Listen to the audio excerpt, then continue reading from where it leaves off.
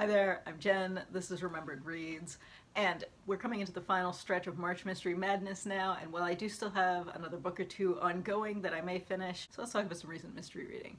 As I do almost every year in March, I read a book from Charles Todd, which is the mother-son writing team that puts out two regular series, the Ian Rutledge mysteries, which are about a First World War veteran who solves mysteries in the 20s, and the Bess Crawford mysteries, which is set during the First World War, which is about a nurse who's solving mysteries. The novella that I read this year was called A Hanging at Dawn, and it is in the Bess Crawford series, but it is set when that character is a child, and it's giving us backstory about her sort of pseudo-brother that turns up in the main series, and gives us the backstory of how he met her family when they were all in India. There is a murder.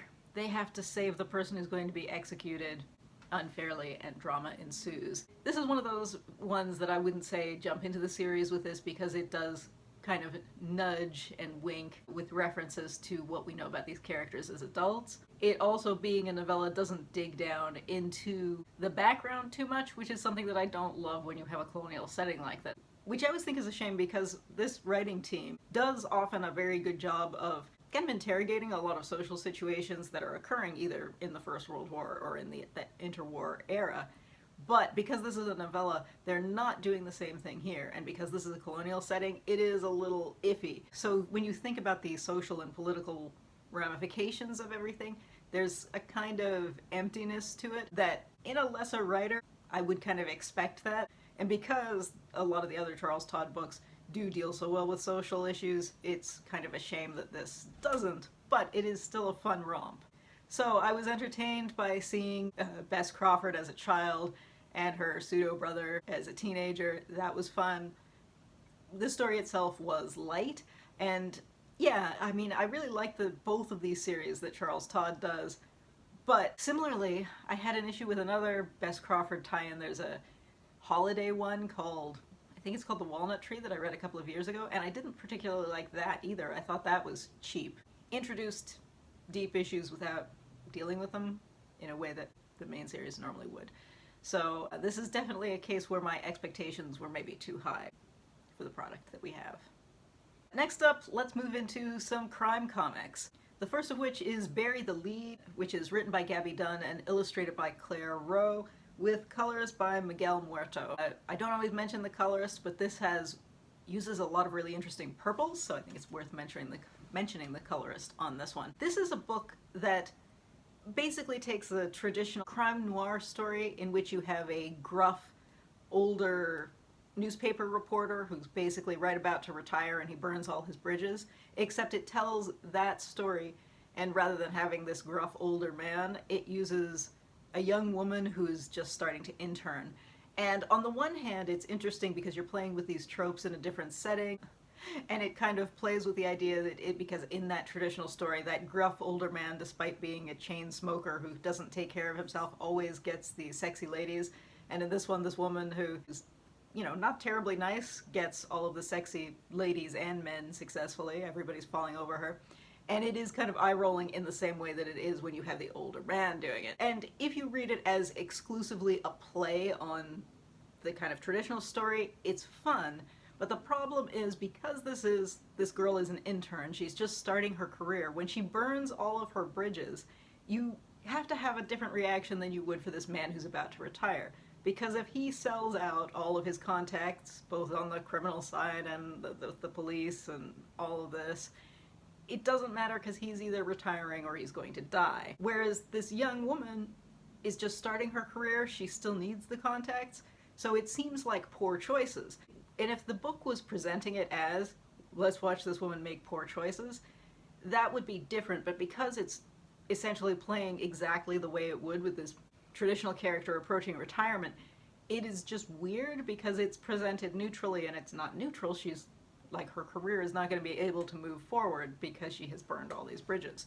So I liked the idea of this more than I liked the execution. It did seem very much like something that's writing back to a story that we've been hearing since the 1920s, but I don't feel like the author went through and actually thought out which parts should have actually been different just for the sake of the narrative, so that it would make more sense. So I liked the art on this, I liked the idea of this, but the execution didn't 100% work for me.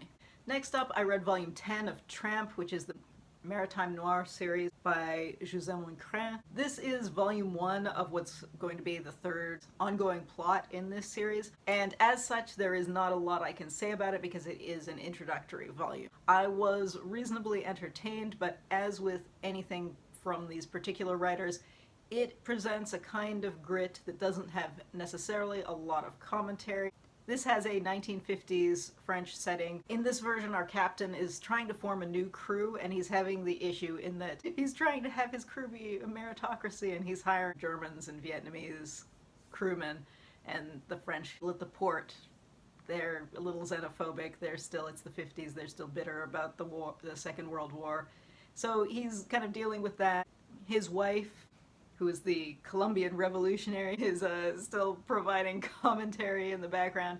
And it's entertaining, but because it's an introductory story, who knows where this is going. I am reasonably entertained by this, but it is not one of my all-time favorites. It is one of these things that is fun to read while you are sort of half paying attention to something else. So, would I recommend this? Do you like maritime noir? Do you like the kind of gritty French style of mystery comics? You'll probably enjoy this. If you don't like those things, don't pick this up. It will not be your thing. Next up, I picked up Pulp by Ed Brubaker and Sean Phillips. They are kind of the team in the Anglo-American comics world when it comes to crime noir and grittier mystery comics. This one is interesting because we have both a main story and a story within a story. In the main story, we have kind of a Depression-era setting in which a newspaper comic strip artist who used to have a criminal background is brought back into that because he's losing his job at the newspaper because they're hiring somebody who's younger and cheaper. He's called in to commit one last robbery. And within that, we also get the comic strip that he writes that is based on his youth in the quote-unquote Wild West when he was an outlaw. This is a book that I enjoyed a lot of the elements of. The art is fantastic. Sean Phillips always does a fantastic job on these. Brubaker could plot this style of story in his sleep, I think, and this one is slightly shorter than I would have liked. For me, there wasn't quite enough of either element, either the main story or the story within a story. I wanted just a little bit extra from both of these. From any other creative team, that would be fantastic, because this is Brubaker and Phillips, who for me are usually, like, if I want to read a guaranteed 5-star read, I go to Brubaker and Phillips, and this wasn't. This was very good, but it wasn't brilliant. So I was disappointed, but if you're not going in with that expectation, I absolutely think this is still worth reading. It is a solid book. As with all of their books, maybe not one to read in public. It is very graphic, but a lot of fun. After that, I read another Brubaker Phillips book, and that was Reckless. This is a book that they did just this past year in lockdown, and it is a lot of fun. It has a 1970s, 1980s kind of setting in which we have a main character who is kind of a fixer, an equalizer kind of character. But in his past, he was an FBI snitch within a revolutionary group in the 70s, and one of their bombs went off. He was injured in that. He ended up leaving the FBI and leaving the group. And there's a lot going on. Something from his past comes in to his fixer equalizer setting, and he goes out to figure out what's going on. And we get this one contained story with the promise that we'll get additional stories with this character in the future. This is one, I enjoyed this. This is a slightly different setting than a lot of Brubaker and Phillips books, so I enjoyed seeing that from them. However, as with the last book, I thought this was slightly too short. I wanted just a little bit more backstory. I mean, we get a reasonable amount of character backstory, but I really did want more, especially because part of what is happening at the end is we are trying to buy into very specific relationships between different people, and without as much information about each of the people, it didn't feel quite as satisfying as I think it would have otherwise. And I mean, when I'm talking about I would like this to be longer, I mean, I would like between 2 and 4 additional pages. I'm not talking about a massively longer book, but I did feel like we were missing just a little bit of extra information that would have made this, again, really fantastic. I guess fortunately for me, because Pulp disappointed me slightly, my expectations weren't quite as high for this, so I didn't go in thinking this is going to be another 5-star read for me. So I was perfectly happy having read this, even though it was not quite perfect to my mind. But again, going in expecting perfect just speaks to the fact that Brubaker and Phillips are such fantastic creators together. So, and as with Pulp, this is one that you probably don't want to read in public because very graphic violence. And finally, I read another book in a series, and that was Blacksad, A Silent Hell. This is by Canales and Guarnido, who have this whole series. This is a very, again, graphic crime noir series. I forgot to note the translator, but I'll include that in the notes below. This stars a detective who is an anthropomorphic cat in a world with other anthropomorphic animals, but do not let that fool you. This is an incredibly violent and graphically violent series, so not for young kids despite the fuzzy animals. Keep that in mind.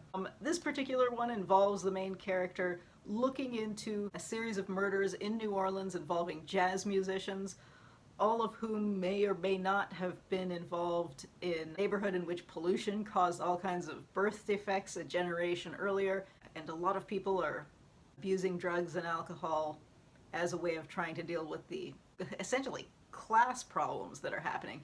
It is very heavy, again, in a way that I think surprises people who aren't familiar with this series and see the anthropomorphic animals. This is, I believe, the 4th volume in this series, and I had the same issue with this that I've had with basically all of them since the first one, in that because this is the standard single volume album style, but still, it always feels slightly too cheap. It uses a lot of shorthands, and the shorthands don't always 100% work. These are, after all, Spanish writers writing for the European audience with an American setting, and so a lot of it is based on kind of easy stereotypes that I think if you're reading this outside of that setting, you do go, that's a lazy stereotype. And it works in the sense that it works to drive the story forward and you know what it stands for, but it would be a more satisfying product if there were more to it, if it weren't using the lazy stereotypes as a shorthand to take us where we're going with the story. Still, the art is fantastic, and as always, it is just entertaining because the whole concept of this series is so almost surreal, watching these anthropomorphic animals. How many times am I going to say anthropomorphic animals? But, I mean, that's it, right? In any case, those are the most recent mysteries that I've read lately. It occurs to me I had 2 horror books that I probably could have included in this, but we'll save that for next time. Did you read any crime comics or mystery comics this March Mystery Madness? I'd love to hear about that. If you've read any of these specifically, I'd love to hear your impressions. And yeah, that's it for now. Ciao.